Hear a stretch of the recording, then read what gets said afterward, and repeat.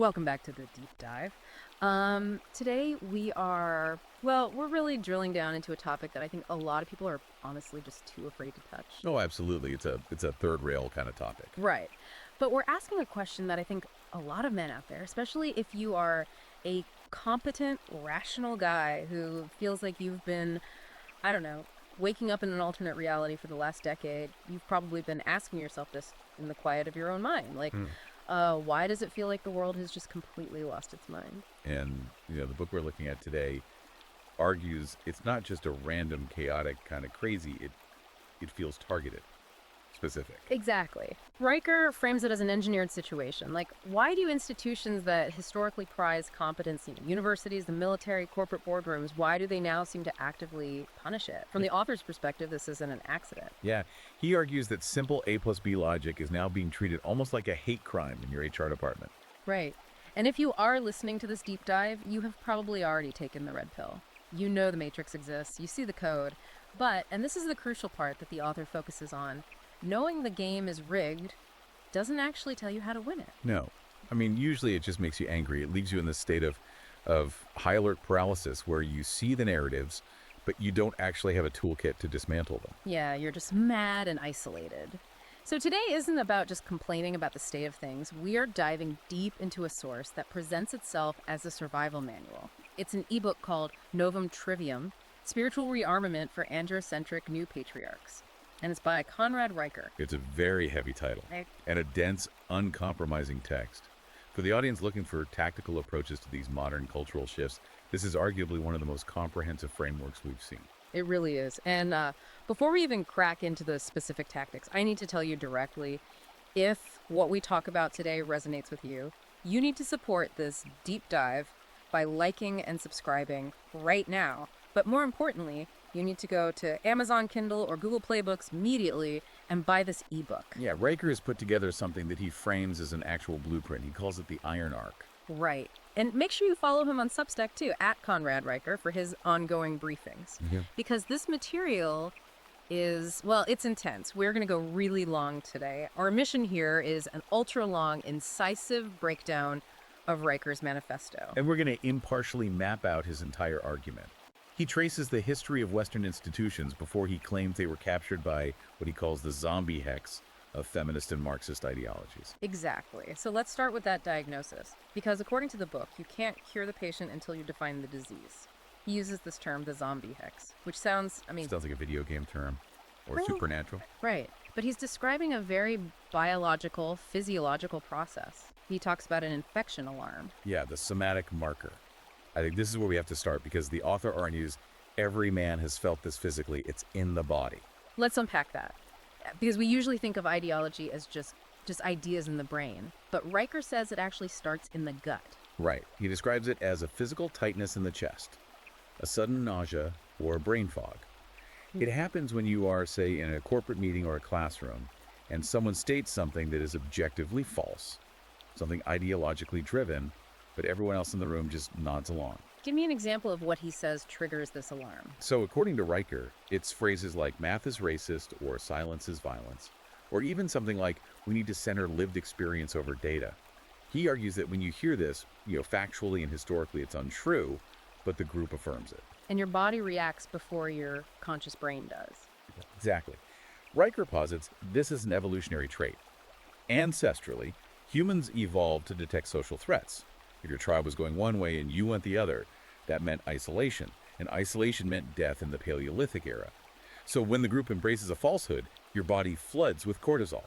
It's a literal threat response. But now the predator isn't a tiger. Riker paints this picture of the predator being someone in HR with a lanyard speaking in a very passive voice about equity. Right, the banality of the threat is what makes it so disorienting for men. And the zombie hex is what Riker says happens when you ignore that biological alarm. When you just swallow the lie to stay safe. Yes, you nod along, you sign the diversity statement. And he argues this is a form of cognitive infection. It turns autonomous individuals into what he calls NPC drones, non-player characters who just run the group's code instead of their own.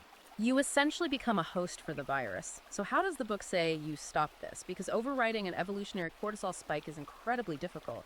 He introduces this concept of truth pods. Right. He says you cannot fight this alone inside your own head. If you are the only one in the room seeing the glitch, you'll eventually convince yourself you are the crazy one. So you need a truth pod. And what exactly does that look like in his framework?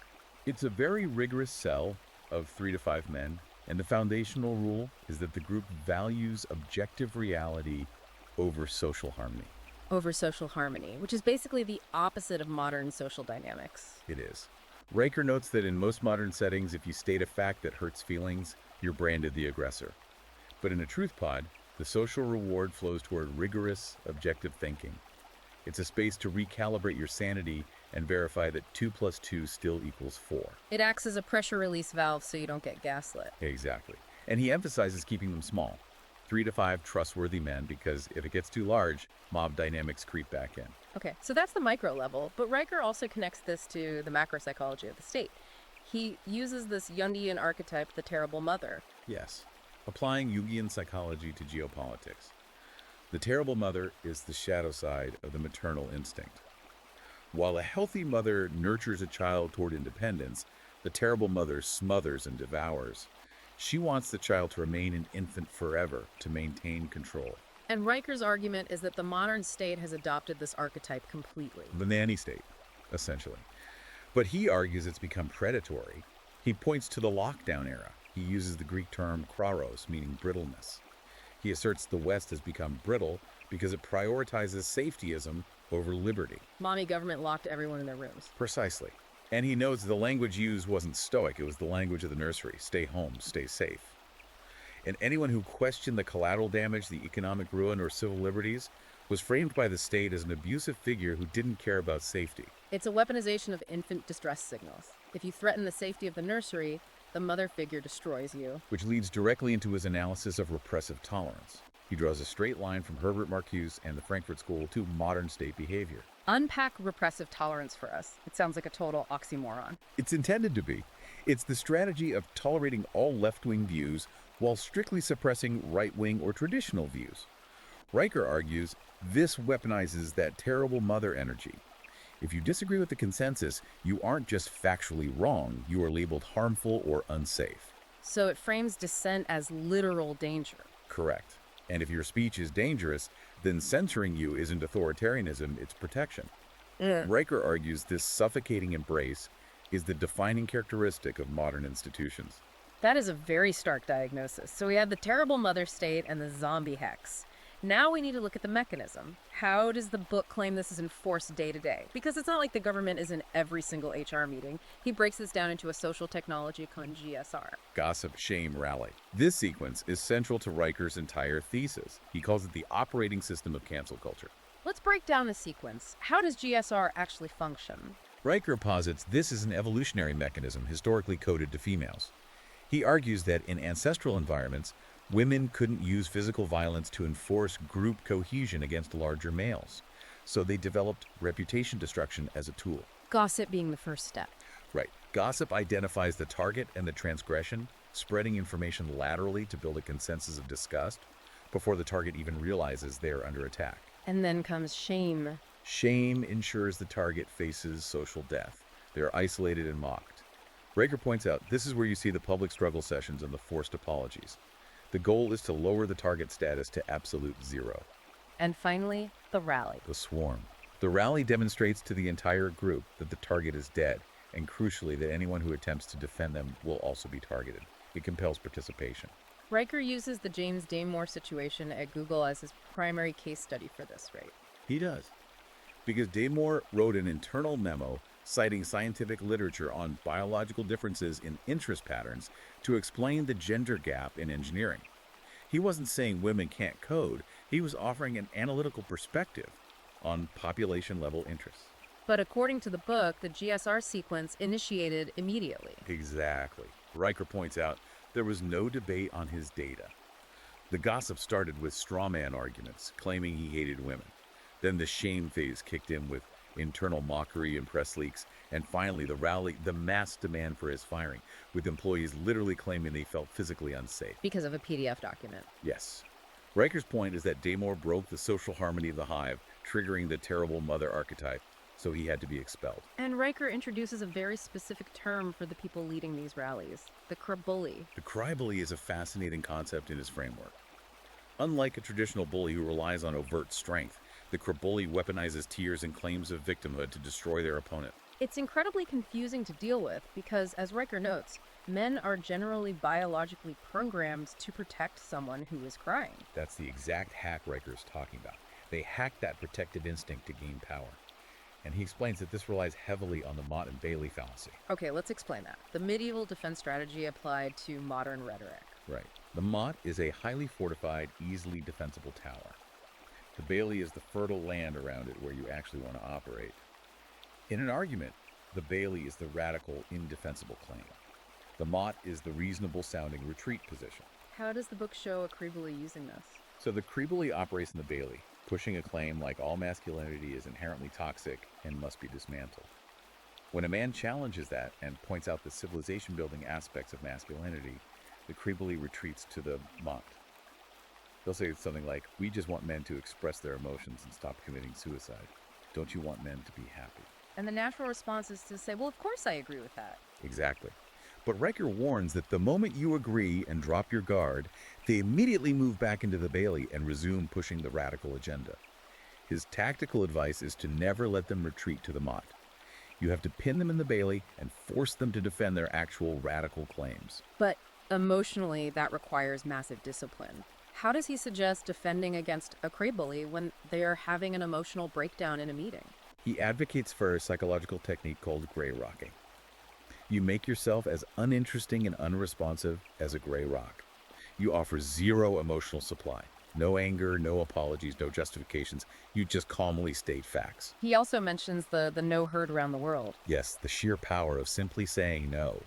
When the crybully claims your factual statement makes them feel unsafe, Riker says you don't apologize. You reply with, "Your feelings are not data." Your feelings are not data. That really cuts right through the manipulation. It reasserts objective reality. But Riker takes his psychological analysis even further. He explicitly connects modern activist behaviors to cluster B personality traits. Right, which includes narcissism and borderline personality disorder, or BPD. Yes. He cites psychological frameworks showing a correlation between these extreme activist tactics and cluster B pathologies. He specifically focuses on the concept of splitting. Splitting is that black and white thinking, right? Seeing people as entirely good or entirely evil. Exactly. Zero nuance. Yeah. You're either a total ally or a fascist enemy. Riker argues this BPD pathology has essentially become the operating system of political discourse. If you disagree on a policy, you aren't just incorrect, you are fundamentally evil. And this creates an environment where narrative completely overrides facts. Which brings us to how he views the gender wage gap. Riker categorizes the wage gap as a tool of narrative utility. He argues it doesn't matter that economists have repeatedly controlled for variables like hours worked, danger pay, and career choices to explain the gap. The factual inaccuracy is irrelevant to the activist because the narrative validates their internal feeling of victimization. So it's pure emotional reasoning. I feel oppressed, therefore the data must show I'm oppressed, and if you show me different data, you are attacking my reality. Exactly. Which is why they call data gaslighting. Okay, we need to transition into section 3 of the deep dive, which covers the demographic and spiritual crisis. And we should warn you, Riker does not mince words here. He refers to this as the abortion holocaust. He does. And regardless of where anyone stands politically on this issue, we are simply reporting his framework. Riker points to the global figure of roughly 8 billion aborted pregnancies since legalization waves began. He builds a very stark metaphysical argument around this number. He uses the term ghost planet to describe the impact. Right. He argues that deleting billions of potential human lives from the timeline creates a negative gravity in the spiritual economy of the West. He posits that this mass termination has subconsciously scarred Western civilization, leading to a pervasive cultural nihilism and self-loathing. And he connects this to what he calls the Medea complex. Yes, referencing the Greek myth of Medea, who killed her own children to punish their father.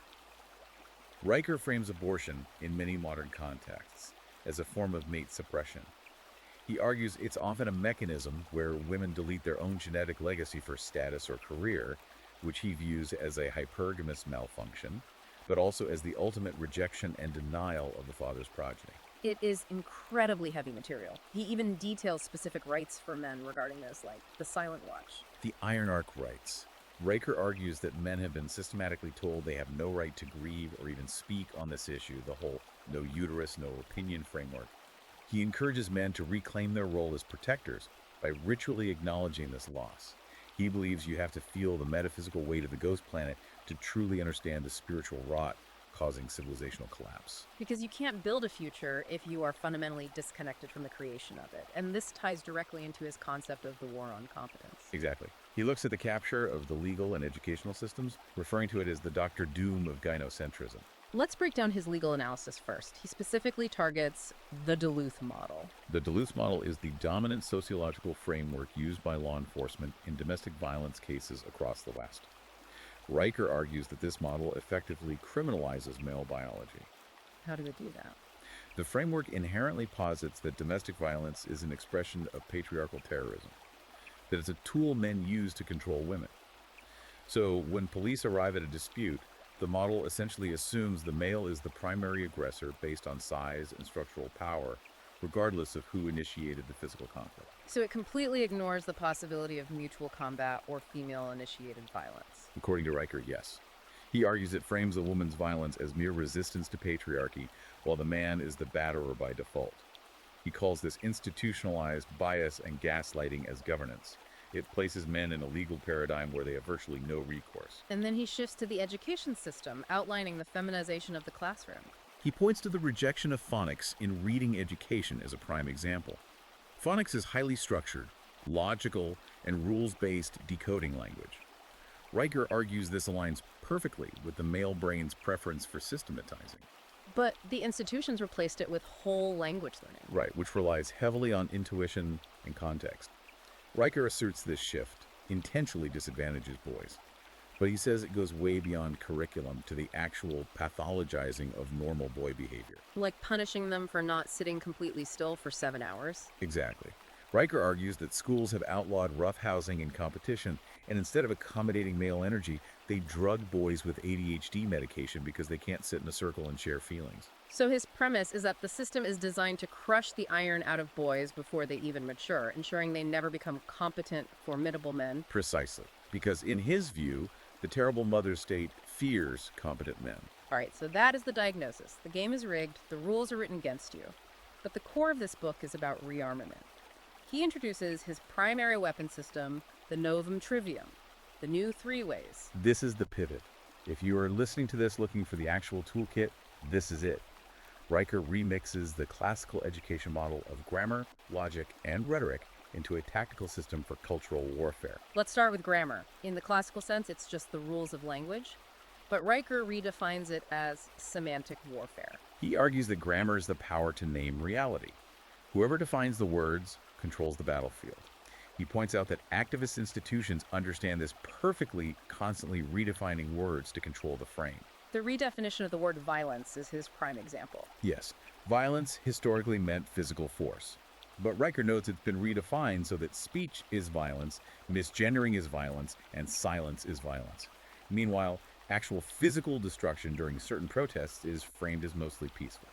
So Riker says if you accept their definitions, you've already lost the debate.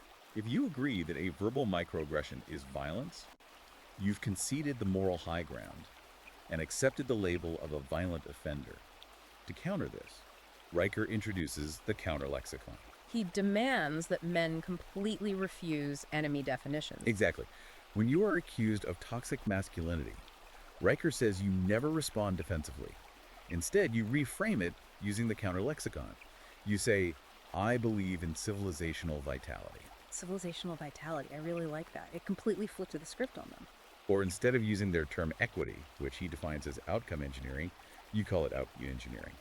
By changing the vocabulary, you break their frame and force them to argue on your linguistic territory. That brings us to logic, the second art of the trivium. How does he say institutions break logic? Primarily through the burden of proof reversal. Riker highlights how HR tribunals and social media mobs operate on the premise that the accusation itself is the evidence. Which forces the accused to prove a negative. You have to prove you didn't do something, which is logically impossible. He points out this is a total inversion of foundational Western justice. The second logical trap he identifies is the appeal to consequences fallacy. That's the idea that truth doesn't matter if the facts cause harm, right? Yes. He points to scientific publishing, where data is sometimes suppressed because it might stigmatize a particular group. Riker argues the truth value of the data is treated as irrelevant compared to the emotional consequence. His solution is for men to become the Iron Man of logic, rigidly refusing to let emotional consequences dictate objective truth. Simply asking, is it true, and accepting nothing else. Finally, we have rhetoric, the superpowered path. This is the face-to-face practical combat stuff. Riker outlines very specific verbal techniques here. The most prominent is the 3-second pause. Walk us through how that works in real time. When a crybully launches a massive emotional accusation at you, your instinct is to immediately defend yourself. Riker says you must suppress that instinct. You simply stop. You look at them, and you wait 3 full seconds in total silence. Silence is absolutely terrifying to people who are running on emotional momentum. It shatters their rhythm. It deprives them of the emotional oxygen they need for their fire, and it visually demonstrates that you are completely unbothered. It forces them to sit in the awkward absurdity of their own outburst. And after that pause, he introduces the concept of nuclear non-belief. Right. It's the deployment of a single devastating phrase, "I do not believe you." When they scream that they feel unsafe, you don't validate their lived experience. You say, "I do not believe you. I think you are using that word to manipulate this situation." It treats their emotional display as a calculated tactic rather than an objective reality, which ties into his absolute rule against the apology trap. Riker is unyielding on this. He argues that apologizing to a mob is never viewed as an act of contrition. It is processed purely as a confession of guilt. It puts blood in the water. It never buys you mercy. It just accelerates your destruction. Because frame control is everything. You must hold the frame that you are the rational adult and they are having a manipulative emotional outburst. That is an incredibly potent toolkit. So we have the diagnosis and we have the weaponry. The final section of the deep dive is the solution. Section 5, building the iron arc. And he insists that the solution must start physically with the iron protocol.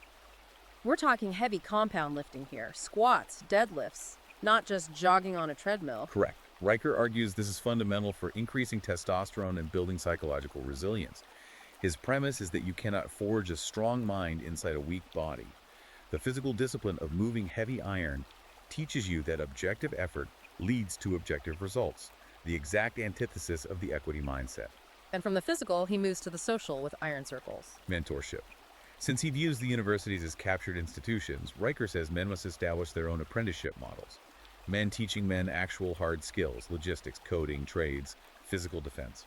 Which scales up into the concept of the iron arc itself, building parallel structures. He calls it jurisdictional arbitrage. He advises moving to states or regions that are politically friendly to these concepts. He heavily advocates for economic withdrawal, getting your resources out of legacy banking systems that might freeze your assets over your political views. Using crypto, setting up single-member LLCs to obscure identity. Exactly. And Riker deliberately contrasts the iron arc with the Benedict option. Rod Drescher's concept of retreating into quiet religious communities to ride out the storm. Riker argues that retreat is completely insufficient because the ideological state will not simply leave you alone. The Benedict option is about hiding. The iron arc is about building literal and metaphorical fortresses. It's an active posture designed to sustain an economy and a community so that you're positioned to rebuild when the mainstream system collapses. And the book treats that collapse as a mathematical certainty. He does. He argues that you cannot run a complex civilization on feelings, printed debt, and semantic delusions indefinitely. When the grid fails, outcome equity won't fix the transformers. Only hard competence will. So what is the individual's role in all of this? He discusses the axial role. This relies on the concept of the minority vanguard, or the 3% rule. Riker points out that historical shifts are rarely driven by majorities. They are driven by small, fiercely committed minorities. A dedicated cadre of new patriarchs. Yes, and he frames this with a concept he calls the Nuremberg of the spirit. It's a future moral reckoning. He asks the reader directly, when the inevitable collapse occurs, and your descendants ask what you did during the decay of the West, will you be able to say you fought back and built the Ark? Or did you just keep your head down in the pod? He challenges the reader to be an ancestor rather than a genetic dead end. That is a massive perspective shift. It moves your timeline from worrying about the next fiscal quarter to thinking about the next century. It's his ultimate call to action, to build a parallel civilization that outlasts the current ideological decay. Well, this has been an incredibly intense deep dive. Riker wrote it as a manifesto. It is explicitly designed to shake the reader and break them out of the zombie hex. Let's synthesize the core of what we've covered. From Riker's perspective, Western institutions are collapsing due to a very specific, engineered ideological infection. The terrible mother archetype enforcing safetyism, the GSR sequence destroying dissent, and the systematic targeting of male competence. But the central message is that men are not helpless. You have the Novum Trivium. You can reclaim your language through semantic warfare. You can fortify your mind with Iron Man logic. You can shut down emotional manipulation with frame control. And you can physically and economically build the Iron Arc. Exactly. And honestly, we've only just scratched the surface of the tactical depth in this book. Riker provides pages and pages of specific verbal judo, detailed lists for the counter lexicon, and actual structural advice for the arc. The counter lexicon alone is worth getting the book. So I am telling you again, for you listening, if you are looking for a toolkit to survive and fight back in this cultural climate, you need this manual. Go to Amazon Kindle. Go to Google Play Books right now, search for Novum Trivium, Spiritual Rearmament for Androcentric New Patriarchs by Conrad Riker. Buy it, download it to your device, and study it. And absolutely follow his Substack at Conrad Riker. He applies these frameworks to real-time political and cultural events. It's how you keep the concepts sharp. This is genuinely about survival architecture. It's about building the ark before the rain really starts coming down. Or, if we're being honest, realizing the rain has already started and the water is rising fast. What happens if the competent men decide not to build? That's the provocative reality Riker leaves us with. The water is rising. It's time to build. Like, subscribe, and prepare to build the ark. We will see you in the next deep dive. Stay iron.